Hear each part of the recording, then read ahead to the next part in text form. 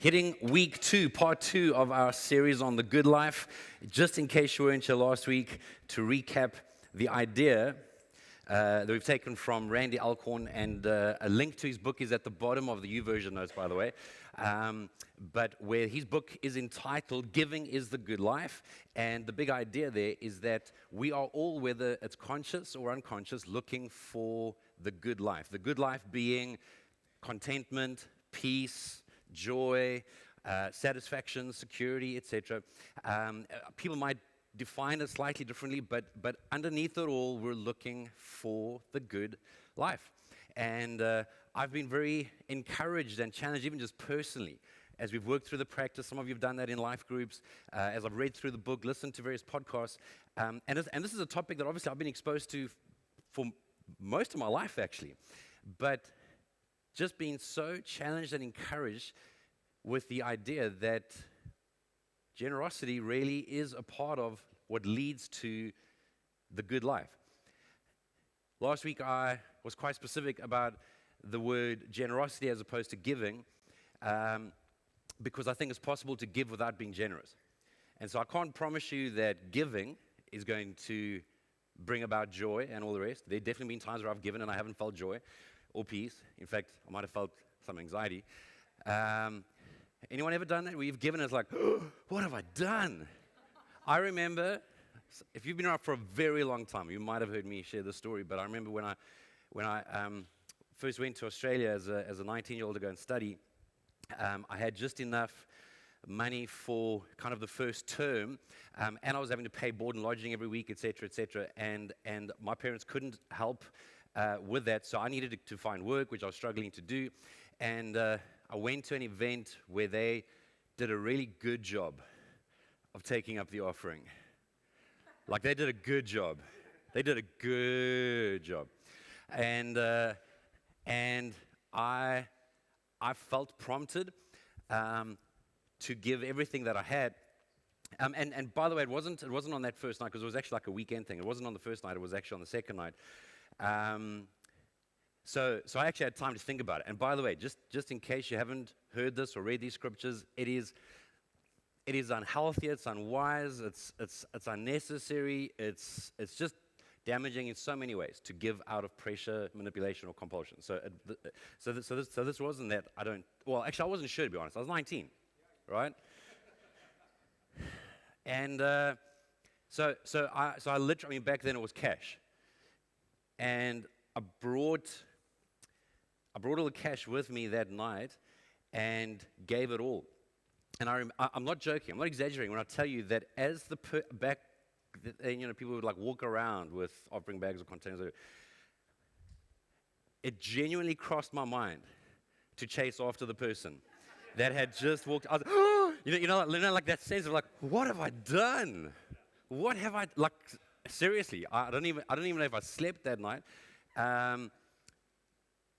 Part of which was the fact that I was living with a family in the church that he was the caretaker, maintenance guy of the church, and so we went back and cleaned up the church and set up for church the next day until the early hours of the morning. So that also probably contributed. But I was stressed. So I'm just saying, in that moment, I can't say that I was convinced that I was generous. And I remember sitting in church that day, fearing the phone call to my parents to just like let them know.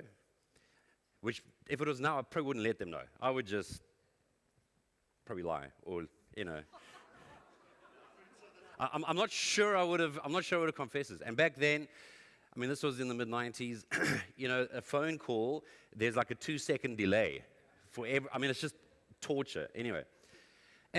Long story short, I remember sitting in church. This is in Brisbane, which is like Durban on steroids. It's just hot and humid. Felt like the bad place, Like, I wanted to get closer to God. I felt like I got closer to the other side. But anyway, and so they had these monster fans on in the church on the stage, and they were like blowing over. And back then, we used to have what was called paper Bibles, like it's a physical thing that you'd have on your lap. And I had this open, and as the fan blew over, like literally, I mean, it was like a movie, like my pages, just like, and like stopped open where I had highlighted the just shall live by faith. And I can't tell you that it was God for sure or not, but I felt deeply encouraged. I did think, my sense was that God was encouraging me that I can look after you. And that is exactly what took place the remainder of the time. Not anywhere near the way I would have liked it to have happened. It was a painful, difficult faith journey of like literally, I mean, I don't know why they pay board and lodging every week there. Like once a month, at least you just stress for like the last week of the month. When it's every week, you stress for 3 days of every week, you know? And there was, a whole long story in terms of just finding odd jobs in all kinds of different ways, working through the night at a yogurt factory when I could, etc., etc. But how God provided through providing work and opportunities, and it shaped me for the rest of my life. All of that to say that not all giving for me has been generous. That is something that I think has had to develop over time. And so I can't promise you that you giving is going to lead to increased love, joy, peace. But I do think that if we are growing in generosity which is fueled by gratitude, generosity that is fueled by a sense of God is my provider, God is my sustainer, I do believe that slowly but surely, as we untangle, as we hold more loosely, not hold loosely or negligently, but like hold with open hands, saying, God, it's yours. I really do believe that it leads to the good life. Anyway, what I want to address today, it's a very simple title, and that is the word trapped. I think that if we consider the opposite of generosity, which is greed, I think that we can consider different ways in our lives as to how this plays this role, but greed ultimately traps us in various ways, which I'll unpack in a moment. First of all, 1 Timothy chapter 6, verse 6 to 11. This is Paul the apostle who's writing to one of his young disciples, Timothy, who's a pastor, and he's saying to him, true godliness with contentment. So like growing in righteousness, growing in your relationship with God, with contentment, which is the opposite of greed, is great wealth, or the NIV says is great gain. After all, we brought nothing with us when we came into the world, and we can't take anything with us when we leave it. Like, you get into the world in a fairly embarrassing, vulnerable state, and I hate to break it to you, but you're going to leave this world in a fairly embarrassing, vulnerable state. Like, that's our reality. So if we have enough food and clothing, let us be content. I want to just pause there for a moment, because I do want to acknowledge that we do not live in a country that is comparative to the West typically when it comes to even a semblance of economic equality. And so I'm very mindful that there'd be people here today for whom maybe even finding food for a meal today could be causing anxiety. Trying to figure out how to pay school fees at the end of the month, or rent, or whatever. I just want to be clear that I think it's unkind to tell someone who doesn't know they're going to feed their kids, hey, just chill out, relax, it's all good, it'll be fine. And by the way, simplicity, which I'll look at in a moment, is not the same as poverty. I think that we make a mistake if we ever are tempted to romanticize poverty, like real poverty. There's nothing romantic about it. So I just want to be clear. He's saying, hey, if you have enough food and clothing, let us be content. In other words, if you have what you need, which is to say that there's a reality that a lot of people don't have what they need. Some might argue, and I would agree, that part of helping those that don't have what they need is part of our responsibility in generosity. Verse 9, but people who long to be rich, this is important. Not those who are rich, those who, like there's this craving, this yearning, this where we're putting our hope in wealth, fall into temptation and are trapped. There's our word for today. By many foolish and harmful desires that plunge them into ruin and destruction. For the love of money. Not money. Money can do great good. Money can do great evil. Money in itself, it is neutral. Thank you, Marco. It is the heart attached to it. It's the motive attached to it. It is the goal attached to it. For the love of money is the root of all kinds of evil. And some people, craving money, have wandered from the true faith, pierced themselves with many sorrows. But you, Timothy, are a man of God. So run from all these evil things. Like I think he'd be saying, run from greed, run from the deception, from the false narrative that ultimately peace, hope, security is found in money. Have money, don't let money have you. Run from these evil things and then pursue righteousness. So run from and run to righteousness, a godly life along with faith, love, perseverance, and gentleness. Verse 17 goes on to say, teach those who are rich in this world not to be proud and not to trust in their money. Again, he's not saying tell them not to have money. He's saying don't trust in your money, which is so unreliable. Their trust should be in God, who richly gives us all we need for our enjoyment. Tell them. And I've got to say again, in the NIV, it like stood out to me differently, where in the NIV, it's interpreted, command them. He's writing to a young pastor, saying, command them to use their money to do good. They should be rich in good works and generous to those in need, always being ready to share with others. By doing this, they will be storing up their treasure as a good foundation for the future. The NIV says coming age, so that they may experience true life. Now, quick pause break. Many scholars argue that 25% of Jesus' teaching was in some way connected to money. I've heard it said that it was even more than that. I haven't taken the time to read cautiously, slowly, systematically through every single thing, looking purely for is this connected to stewardship or wealth or money. But 25% of his teaching. So imagine if every fourth sermon was about money, we'd have less people than what we have right now, right? Okay. Some are agreeing wholeheartedly. Further than that, scholars believe that roughly half of all the parables are in some way connected to stewardship. Now, I appreciate how John Mark Comer makes the point that Jesus wasn't trying to build an organization. He wasn't running a nonprofit. He wasn't taking up a vision offering for the church. He wasn't trying to employ some more staff members. Yet, he addressed money, wealth, stewardship a disproportionate amount of time. Is it possible that Jesus considers our attitude towards money, whether it's greedy or generous, as something significant and foundational towards our formation, towards our maturity, towards our discipleship? I would say a hearty yes. 3 quick traps that I want to touch on relating to greed. The first is that greed is deceptive. It promises what it cannot give.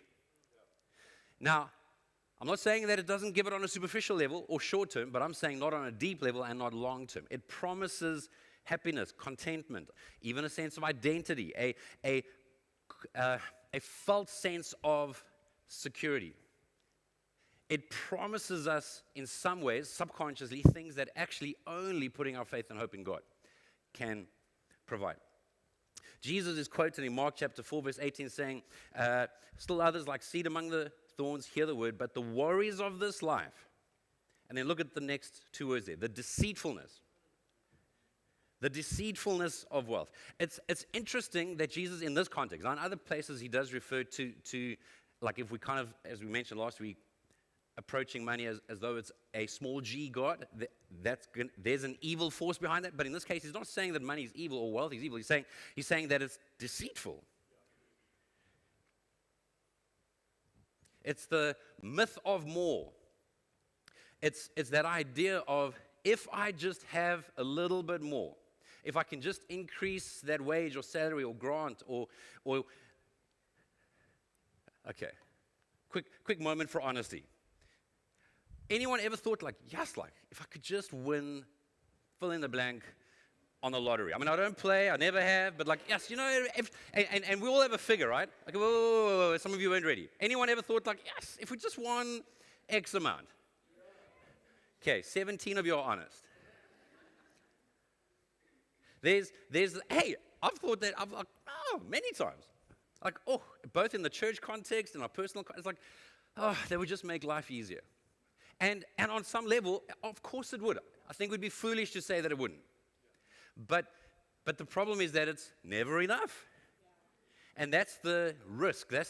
So if we are people that can steward it, God can entrust us. And there are people that God has entrusted with lots. That's not suggesting that most people that have lots have been entrusted with by God. I think that a lot of that has been achieved through various means. But there are people that I'm like, if I was God, I would entrust this person with more. Like, it makes sense to me that God would trust these people with more because they are good stewards. Greed is deceptive. Secondly, greed is compulsive. Ecclesiastes 5 verse 10, who by the way was written by Solomon, who at this stage was the wealthiest man to have ever lived. He somewhere along the line, I mean, I still don't quite understand how he could have been called the wisest man in the world, but somewhere along the line he had wisdom. I think somewhere along the line he overrode that wisdom when it came to the number of women that he married and took into his service. But this is at the end of his life.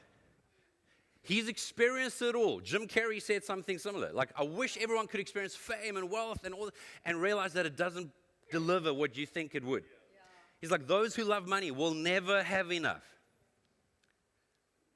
Put another way, whatever you feed grows. Whatever you starve dies. Ever noticed that? I've experienced that on a physical level. Like, whoa, whoa, whoa, whoa, whoa, whoa, whoa. You were chuckling way too prematurely. Talking about my appetite. And yes, that has a knock-on effect to my clothing size. But ever notice that whatever you feed grows?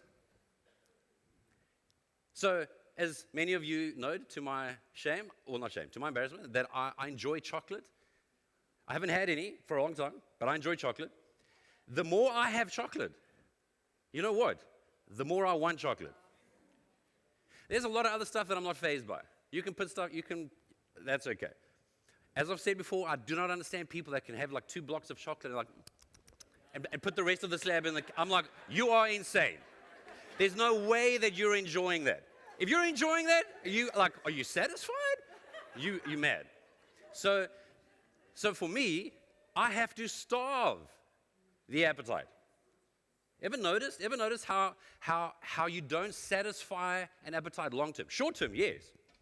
Sure, and you'll be amazed at how much it might take to satisfy my appetite for that in the short term, but like immediately. But over time, that appetite just continues, like literally your body will crave, my body at least, maybe not for those of you that can have 2 blocks and put it away, but my body will crave more of that the next day, normally at the same time. Normally, if there's stress attached or joy attached, like it's like where there's high alarm, like let's celebrate, let's grieve, like it's, and so there's an appetite.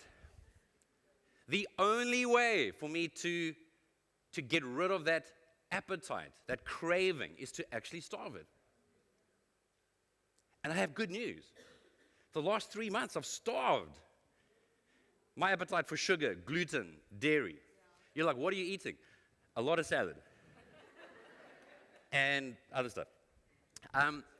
But I can honestly tell you that I think past like the first week or 2, I don't know when last I've craved like chocolate. Because up until now the problem with being a pastor and even sharing that is like, now everyone knows. And so it's like, so now if they see you enjoying something, it's like, backslider, off the wagon.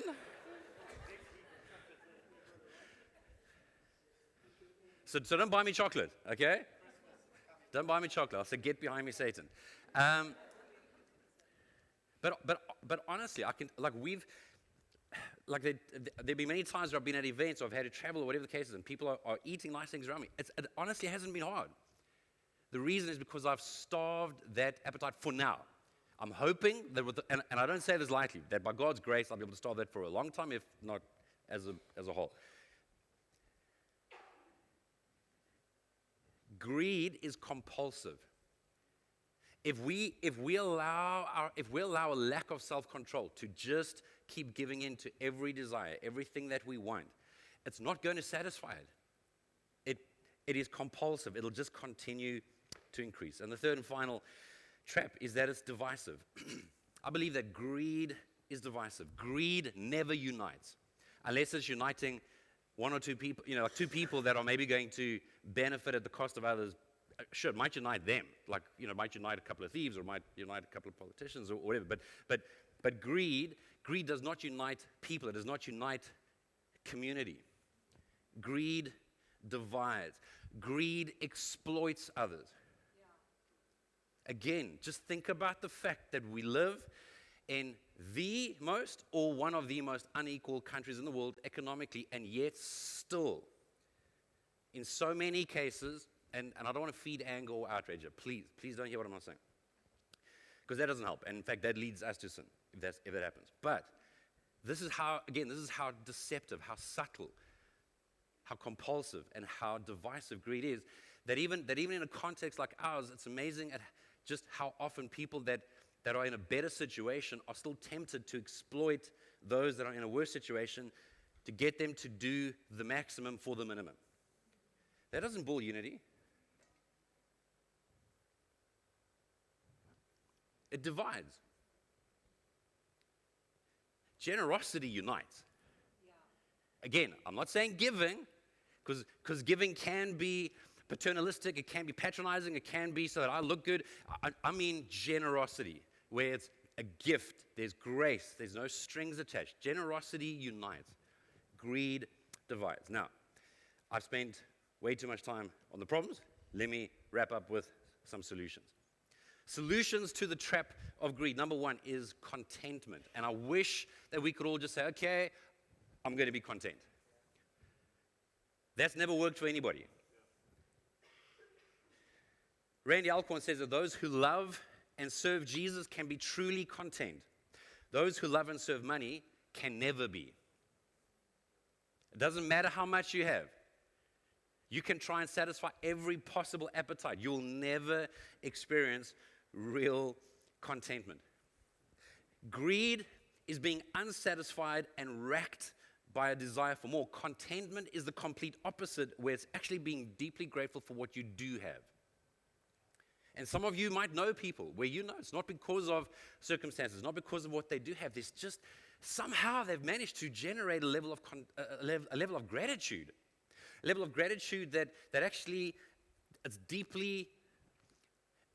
based on a deep faith and trust in God. And just to be clear, contentment is not just a philosophy, it's not just a worldview. I believe it is something deeply supernatural, actually. I do not think that we can just be content by just wishing it more. No, I actually think we have to press into God. We have to, the homework for last week was simply to spend moments this week trying to reflect on what God has done for us. Just trying to reflect on God's kindness, God's generosity to us. And the second part of the homework was to just recognize opportunities for generosity. Didn't tell you to do anything about it, just to recognize it. But the first was simply to reflect on where has God been kind, where has God provided. And the more that we can develop, and again, this is an appetite that we can feed. The more that we develop the appetite of gratitude, the more likely we are to actually trust God, where we're saying, God, if that's what you want, you'll provide, you'll give us a peace, you'll give us confirmation, whatever. But you're starving that compulsive sense of, I must have, I have to make a plan, I have to do whatever it takes. But it comes down to pressing into God and to be very, very real, very practical. There's also an element of self-control where you have to endure a certain amount of pain. There's an amount of pain involved in not giving in to that desire short term. But it's a pain that is short term because of a conviction of something more important long term. There's a greater gain. G.K. Chesterton said that there are two ways to get enough. One is to accumulate more and more. The other is to desire less. But the reality is, we're never going to satisfy the desire for more by trying to get more and more. And here is a beautiful encouragement. Some of you would know part of this verse. Some of you might not realize that it's actually connected to the anxiety of money. Hebrews 13, verse 5 and 6 says, don't love money, be satisfied with what you have, for God has said. So it's in the context of money. It's in the context of fear and anxiety around money. It's in the context of contentment. I will never fail you. I will never abandon you. Or the NIV says, I'll never leave you. I'll never forsake you. So we can say with confidence, the Lord is my helper in the context of money. And again, some of you have got test me after test me after test me after test me of where you can say, that's not even a question anymore. Like, God is my helper. God has helped, God has provided, and you live with, I actually get goosebumps when I just think about it. Ryan's saying yes because him and Jade have been planning to get married next year, and already they're seeing God's just sheer gracious kindness, right? And again, there's so many stories in our little community. A second solution, which again is so much more than just a philosophy, is simplicity. So contentment is being grateful for what I do have. It's strengthening that muscle. Simplicity, I love how Christian author Joshua Becker says that simplicity is the intentional promotion of the things that we most value and the removal of anything that distracts us from them. So simplicity is not about poverty. Simplicity is not about looking Swedish and like everything is just white and okay. I don't know what I've never been to Sweden, but it's not just this. It's not just this minimalistic look in your house or in your cupboard. It's so much more than that. There's a sense of what do I value most? And how and what is going to actually attack that? What is going to challenge that? What is going to threaten what I value most? And again, forgive me for using this example because it's low-hanging fruit. It's so obvious and it's often abused. But the idea of people that become workaholics and it could be a very conscious belief that I need to earn more for the sake of my family, but then land up without their family. And you know what? In many cases, I think that desire and motivation is sincere. I just think that there could be an element of deception, and there's a sense of this. I value this, but the value can move, and you actually land up losing the thing that you value the most. Simplicity is fighting off anything that distracts from what matters most. John Mark Comer put it this way: simplicity is limiting the number of our possessions, expenses, activities, and social obligations to a level where we are free to live joyfully and generously in the kingdom with Jesus. I even just think of that term social obligations. Now again, I'm treading on sensitive ground. But I do think of many situations where families feel pressured because they are living under a certain narrative of where their kids have to do 17 different sports and be involved in 13 different clubs and have as many friends as and they must be great at school and somewhere along the line they must get some sleep. And over time, the house which you desperately want to be a home doesn't feel like a home. It's like a airport or a train station, and you're just trying to manage all this tension and stress of juggling stuff. And all I'm encouraging you to do is just to review it. That's all. And that, again, that might be low-hanging fruit. Maybe for you it's gaming. It could be your work. It could be your hobbies. It could be, and there's nothing wrong with any of these things in themselves. It's just putting it into the context of is this helping move me towards what I think truly matters most. I also think that simplicity counts the real cost. The real cost. Something that I hate about purchasing anything, and I include things that we need. Like, for example, we were blessed many years ago, about 17 years ago, we bought a couch, which we loved, but it doesn't look the same. It doesn't feel the same. It's broken into multiple pieces. And only the Lord knows how I can be so foolish and stubborn as to have to have bought another large dog that likes to sit on it and lick it and shed. And I'm like, why can't it stay? Or if you've ever bought a vehicle or a bicycle or a device, anything, it just doesn't stay the same. Right? In many cases, it requires maintenance. I think that there have been cases where people have only counted the cost of the car, but not the cost of insurance and maintenance and registration, petrol, time, if you're going to wash it or not, or pay someone else. Like, it just involves stuff. I don't know about you. Sometimes I just want that stuff to be easy. You know, you paint a room or a house, and it's like, can't it just stay? And it doesn't. And then you have to repaint. Anyway, so my point being that there's a real cost to things. Even hobbies, in a vacuum, it might sound great, but just count the real cost of what it's going to demand from you. I think perhaps the most sobering statement that Jesus ever made in the context of counting the real cost is recorded in Mark 8, verse 36, which says, "What do you benefit if you gain the whole world but lose your own soul?" Is anything worth more than your soul? Lastly, another solution is generosity. Definitely, the single greatest antidote to greed is generosity. It does so you're not just starving greed. You're actually like you're actually developing a different muscle.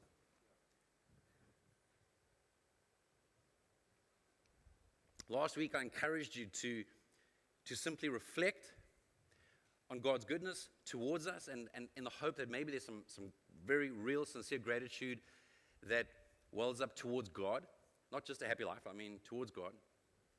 And secondly, to just recognize opportunities for generosity. I'm not even going to ask how many people have actually tried to be intentional about that. If you haven't, I'm just going to encourage you to do it again. In fact, I think that's a great discipline for our lives, to be reflecting. That's part of what worship is, by the way. That's part of what praise is. It's reflecting on the goodness of God, on His attributes, on expressing thanksgiving to Him. Recognizing opportunities is living with the mindset of God. Hey, this day is yours. I'm alive for a reason.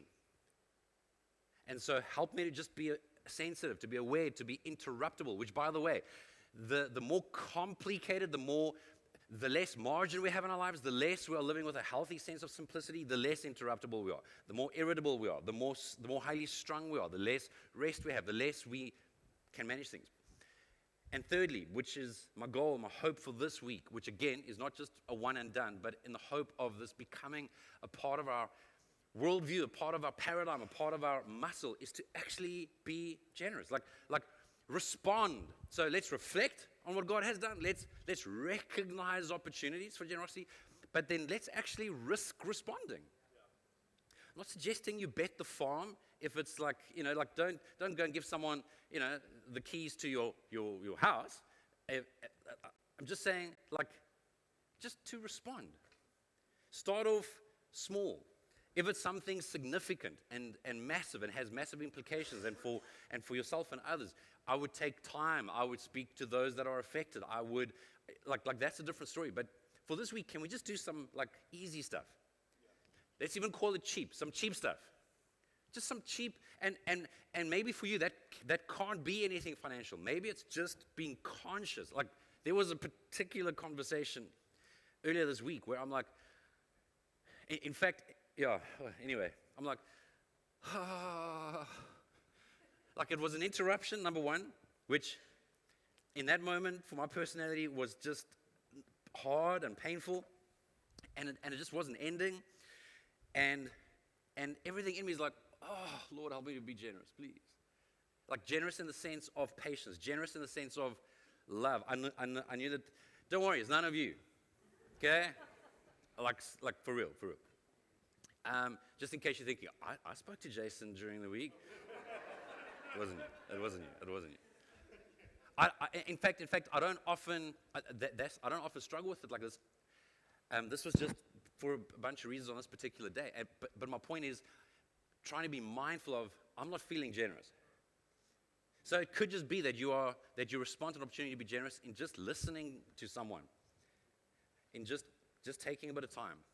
Or maybe you have a thought about somebody, and maybe then the prompt is express it to them. Just send them a text saying, hey, been thinking about you, appreciate you, or appreciate this about you, or I'm praying for you, I'm praying for this, or I'm praying for that. Surely that's an act of generosity. I want to point out that at the bottom of the notes on YouVersion, there's a link to more podcasts. If you've been doing this in Life Group, you might have already been sent this, and I can't encourage you enough to actually listen to them while you do. I mean, you can do it. You can listen while you're doing something else. It just keeps massaging and stretching this muscle of what we're trying to get into us. There's another link there towards for YouTube, where there's the 4-part teaching on the practice that we've done. In Life Groups, especially those of you that want to do it again, or if you haven't had a chance to do it, and then, as I said earlier, there's a link to the Amazon page for either the Kindle version or paperback version or an audio version of Randy Alcorn's book, which is also worth listening to or reading. There's an Audible version. But as I close, my prayer and my hope is that something life-giving sinks in for us, where we don't just see this as a purely sociological, philosophical, psychological, anthropological conversation, but where we actually see it as something that is deeply, deeply spiritual, in the sense that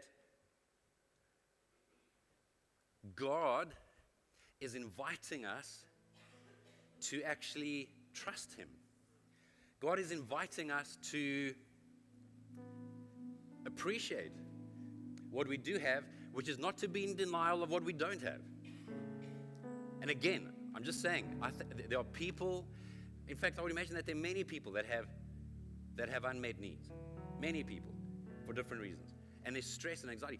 I don't think God wants us to deny that. I think He wants us to bring that to Him, to be real with Him, to be honest with Him. But I do want to encourage you. I cannot overstate this. This is not enough. Listening like this, having done it in Life Group, if you were there or you're busy doing it, it's not enough.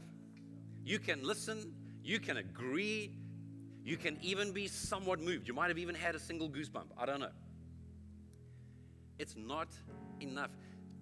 We cannot do this by ourselves. We need to actually carve time out, press into God. Say, God, would you show me where you're putting your finger on some part of my perspective, my narrative, my attitude towards stuff in particular. So yes, it's so much more than material things, but in particular towards stuff. Help me to see where not because of somebody else, not because of someone else's conviction and application, but God, what are you inviting me to surrender to you, to trust you with? God, where are you wanting to bring me peace? Where are you wanting to counteract what at the moment having that thing promises me? And I'm guessing that some of you have upgraded your phones over the years, the last few years, only to be a little bit disappointed with how much the market has overpromised and underdelivered. And once the novelty wears, it was like, it's basically like my previous phone.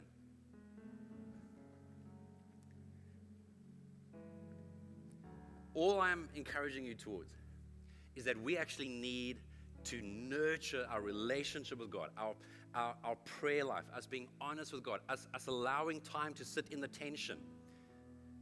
Again, I don't know if this is true for you, but there have definitely been times in my life where, whether it's relating to this or some other topic, there are certain things that I'm not in a rush to sit with God with.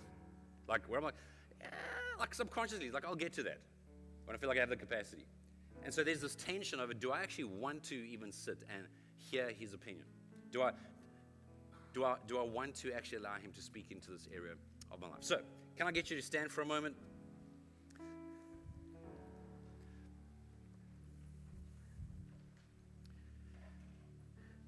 And just for a few seconds, I'd like you to close your eyes. I mean, they'll be longer than a few seconds, but to begin with, close your eyes. If you're willing to do this, you can open your hands just as a posture of openness, surrender to God.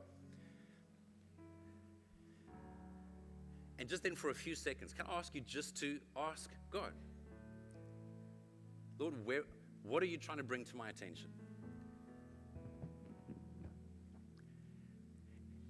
Where are you encouraging me? Where are you wanting me to trust you just that little bit more or maybe a lot more? Where are you wanting to reassure me that I've done what I can and that actually I have to now live in the in-between? I have to live in that faith tension of there's nothing more I can do, God. I'm trusting you. And God, I need a supernatural sense of peace. I need a very real sense of your presence. And again, I'm just thinking that for those of you that are experiencing that pain, that tension right now of the not yet and the I've done what I can, in Jesus'